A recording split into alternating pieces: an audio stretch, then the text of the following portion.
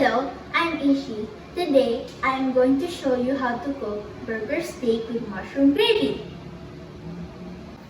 For the ingredients, we need burger patties, butter, all-purpose flour, sliced mushrooms, mushroom water, beef cube, ground white pepper, and soy sauce. First, let's cook the burger patties in an air fryer for 25 to 30 minutes at 200 degrees Celsius.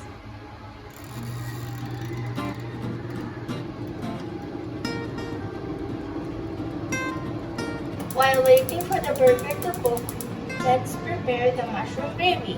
First, melt the butter.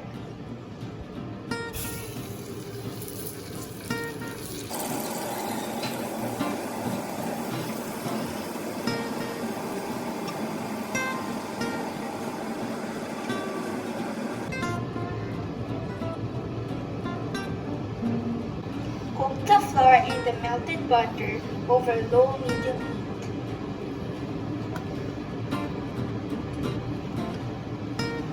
Constantly stir to prevent the flour from burning.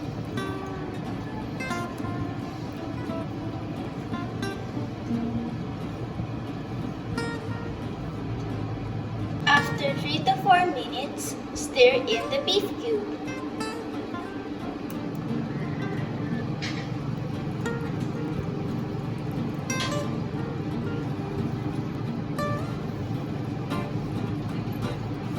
Gradually add the water and mushroom water while stirring.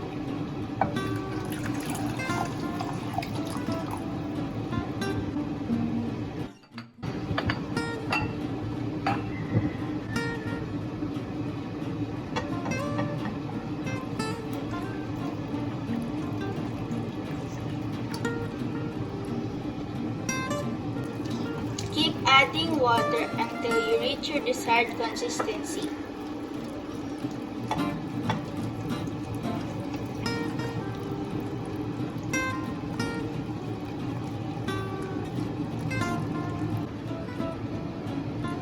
Stir in the mushrooms.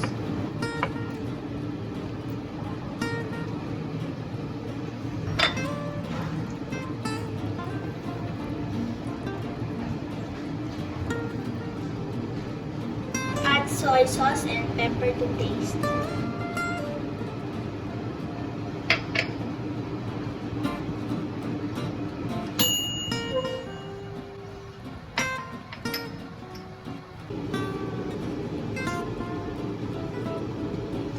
Now, we're ready to plate. We're now finished with our burger steak with mushroom gravy. Thank you for watching. Itadakimasu.